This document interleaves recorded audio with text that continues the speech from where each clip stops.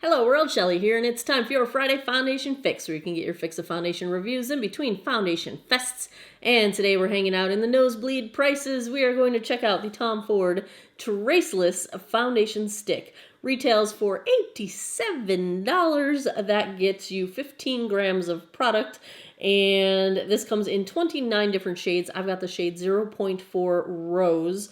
Most of the shades are skewed to the light to medium end of the spectrum. There are a few deep shades, but not quite the variety that there are in the lighter shades. This is described as a unique cream foundation that creates a flawless smooth finish, full coverage, natural finish, meant for normal and dry skin. This has no parabens, no phthalates, and it's supposed to be a soft matte natural. So be aware, Tom Ford is not a cruelty-free brand. They do sell in mainland China, which requires animal testing by law.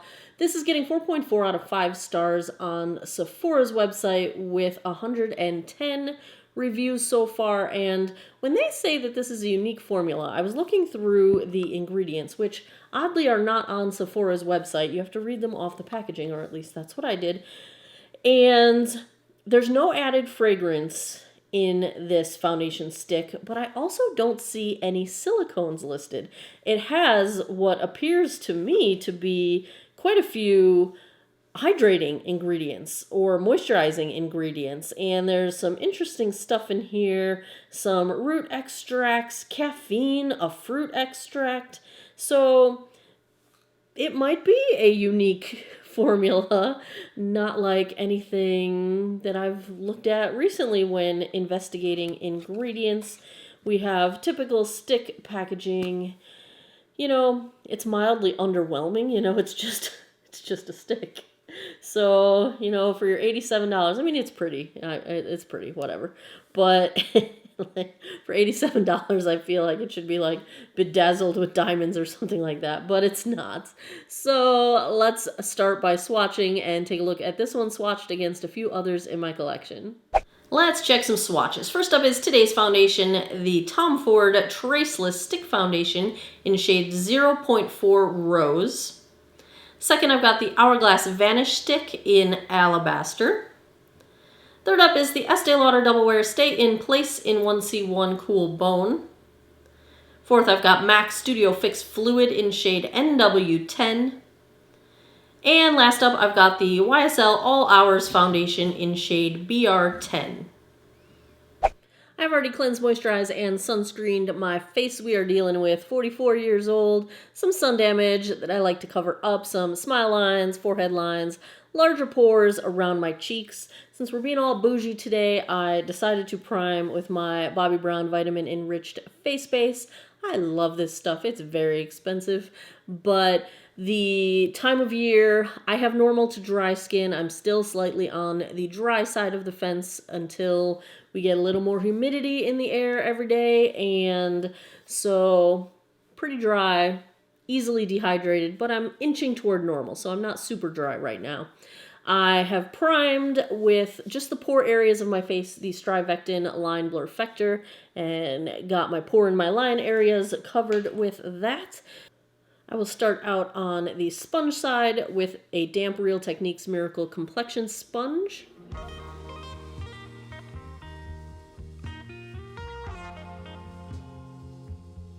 Very sheer coverage with the sponge, and it's really looking bad on my nose. It's clinging to a bunch of just, it looks like dry, dry texture of the dry skin on my nose.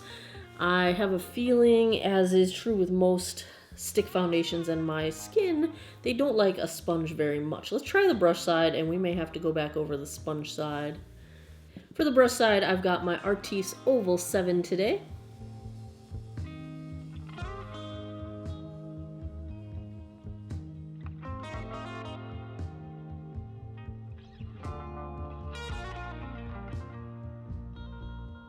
Yes, I would say this blends out much more nicely with a brush. I do still feel like this is pretty light coverage. Not what I was expecting for something that claims full coverage. Let's go in and see if we can amp up the coverage just a little bit.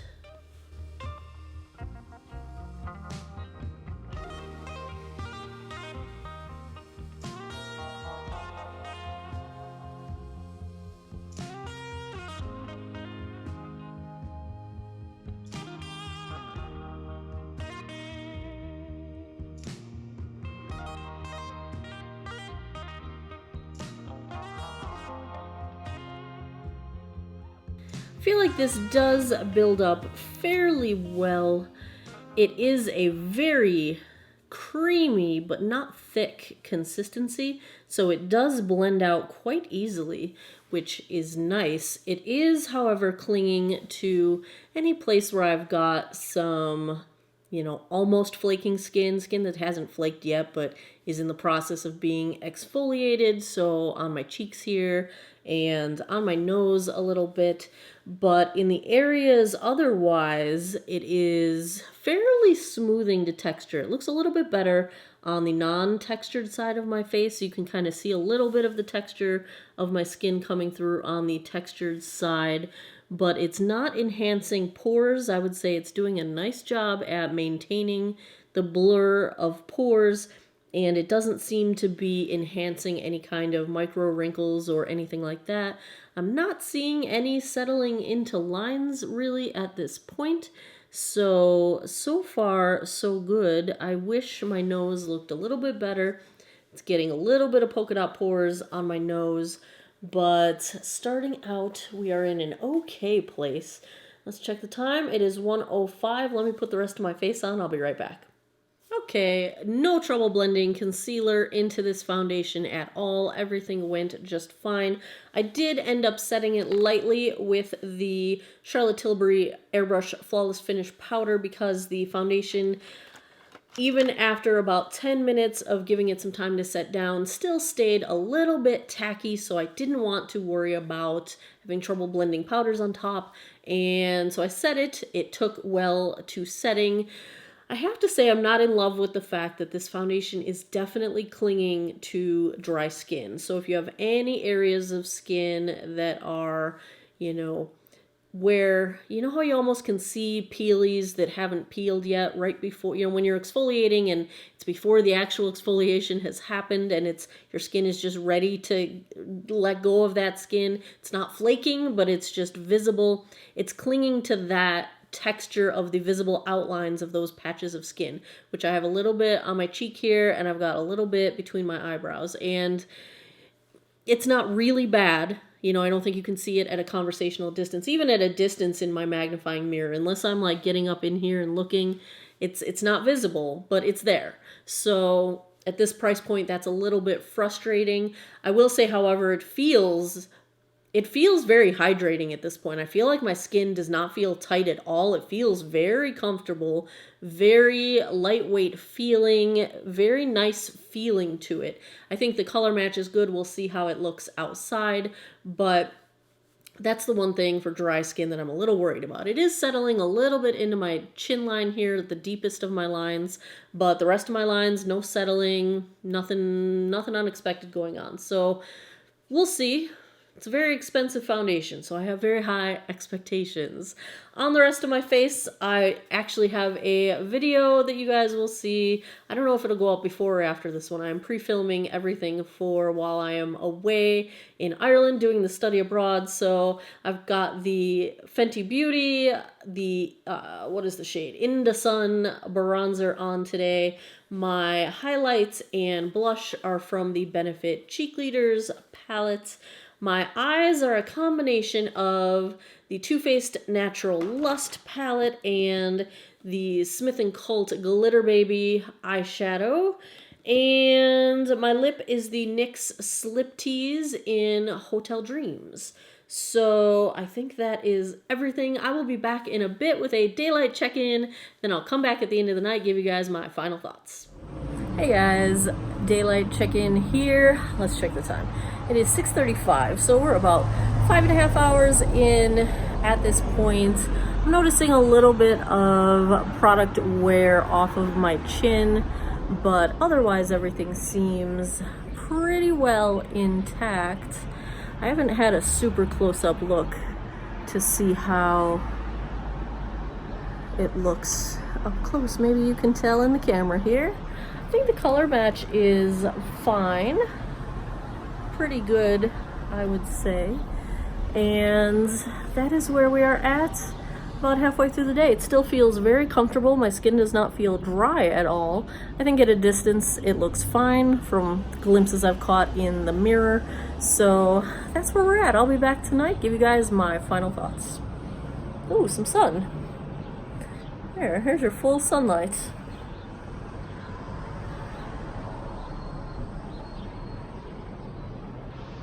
Now it's bright.